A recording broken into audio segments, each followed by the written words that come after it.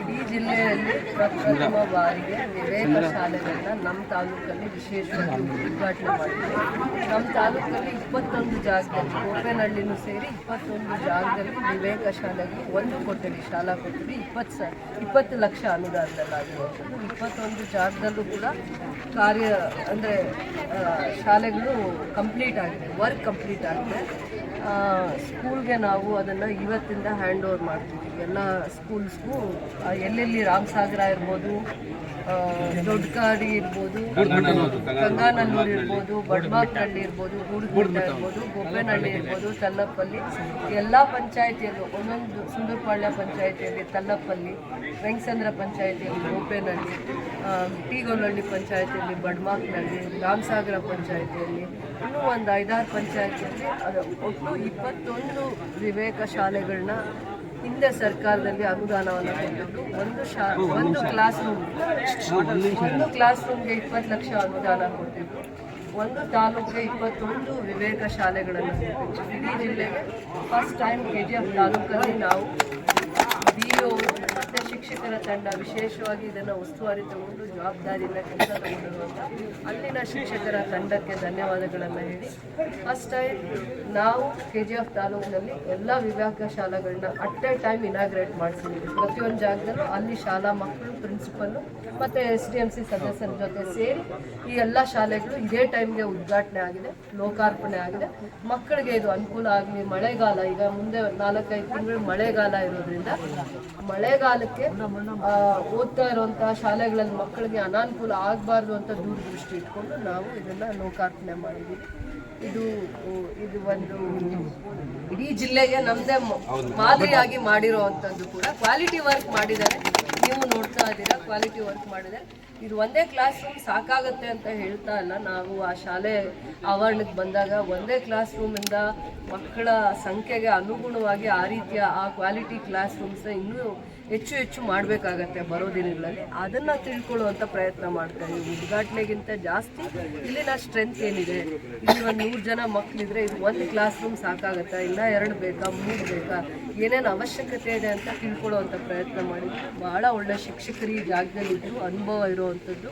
ಇನ್ನೂ ಎಷ್ಟೊಂದು ವಿಚಾರ ಈ ಜಾಗಕ್ಕೆ ಕಾಲಿಟ್ಟ ಮೇಲೆ ತಿಳ್ಕೊಳ್ಳುವಂಥ ಪ್ರಯತ್ನ ಆಯಿತು. ಖಂಡಿತವಾಗಿ ಬರುವಂಥ ದಿನಗಳಲ್ಲಿ ಹೆಚ್ಚು ವಿವೇಕ ಶಾಲೆಗಳನ್ನು ನಾವು ಪ್ರೋತ್ಸಾಹ ಮಾಡಿ ಆದ್ಯತೆ ಮೇರೆಗೆ ಎಲ್ಲೆಲ್ಲಿ ಅದರ ಅವಶ್ಯಕತೆ ಇದೆ ಅದನ್ನು ಪ್ರಯತ್ನ ಮಾಡ್ತೀವಿ, ತರ್ತೀವಿ, ಅನುದಾನನ ಹೆಚ್ಚಿಗೆ ತರ್ತೀವಿ.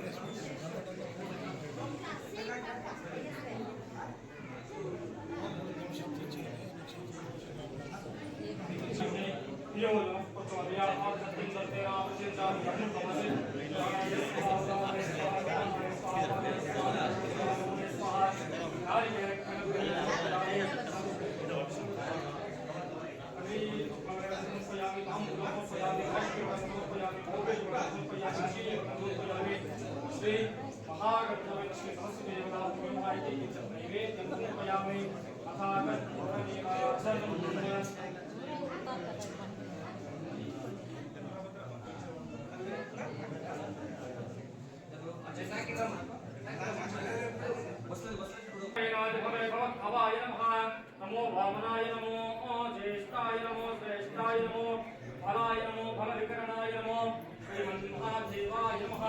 श्री महागणपति समेत सरस्वती देवताभ्यो नमः इति कर्पूरविहारं दर्शयामि।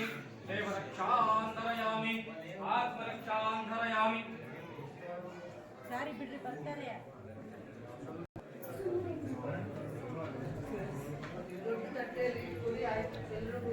ಸರ್. ಯಾರು ಅನುಕೂಲ ಇದೆ ಅಂತ ಹೇಳಿದ್ದಾರೆ? ಇವಾಗ ಎಲ್ಲ ಬಿಲ್ಡಿಂಗ್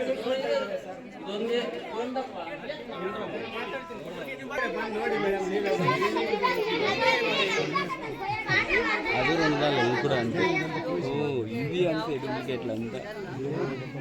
ಬಂದ ಎಣ್ಣೆ ಮೇಡಮ್ ಅವರೇ ಸುಮಾರು ರೂಮ್ಸ್ ಎಲ್ಲ ಹಳೇದು ನಾನು ಇಲ್ಲಿ 10 years ಇದ್ದೆ ವಿಜಯಪುರದಲ್ಲಿದ್ದು ಅವರು ಬಿಟ್ಟು ಹೋಗಿದ್ದಾರೆ ದಯವಿಟ್ಟು ಅವ್ರ ಕರೆಸಿದ್ರೆ ನಮ್ಗೆ ತುಂಬಾ ಆಗಲ್ಲ ಅವರು ಸ್ಟ್ರೆಂತ್ ಎಷ್ಟಿದೆ? ಒಂದ್ ನಿಮಿಷ ಅಣ್ಣ, ನೀನ್ ಕೇಳೋದೆಲ್ಲ ಎಲ್ಲ ಕರೆಕ್ಟ್ ಆಗಿದೆ, ತಪ್ಪಲ್ಲ. ಎಷ್ಟು ನಿಮ್ಗೆ ಅನಾನುಕೂಲ ಇದೆ, ಹೊಸ ಇದು ಚೆನ್ನಾಗಿದೆಯಾ ಇವಾಗ? ಈ ತರದ್ ಇನ್ನ ಎಷ್ಟು ಮಾಡಿದ್ರೆ ನಿಮ್ಗೆ ಅನುಕೂಲ ಆಗುತ್ತೆ ಅಂತ ನಾನು ನಿಮ್ ಗುರುಗಳ ಹತ್ರ ಮಾಹಿತಿ ತಗೊಂತೀನಿ. ಎಷ್ಟು ಕ್ಲಾಸ್ ರೂಮ್ಸ್ ಬೇಕು ಅಂತ. 80 ಜನ ಸ್ಟ್ರೆಂತ್ ಇದ್ದೀರಾ, ಅದು 2 ಬೇಕಾ, ಇನ್ನ 3 ಬೇಕಾ, ಎಷ್ಟು ಬೇಕು ಅಂತ ಅವ್ರ ಹತ್ರ 4 ರೂಮ್ಗಳು ಸೋರ್ತಾ ಇದ್ದಾರೆ ನಾವು. ತುಂಬಾ ತೊಂದರೆ ಇದೆ. ಬೇಕಾದ್ರೆ ನೀವು ಬಂದು ನೋಡಿದ್ರೆ ವಾಟರ್ ಫಿಲ್ಟ್ರು 18 ವರ್ಷ ಆಯ್ತು ಹಾಕಿ, 1 ದಿವಸ ಕೂಡ ರನ್ನಿಂಗ್ ಇಲ್ಲ. ಅದೇನಾಯ್ತು ಅಂತ ಗೊತ್ತಿಲ್ಲ. ಕೊದ್ದೆ ಇಲ್ಲ ಇಡ್ರೆ ಕೊದ್ದೆ ಇಲ್ಲ ಇಲ್ಲ ಕೆಲಸ ಮಾಡಿ ಅಮ್ಮ. ಕೊದ್ದೆ ಇಲ್ಲ ವಿಸರ್ಜನೆ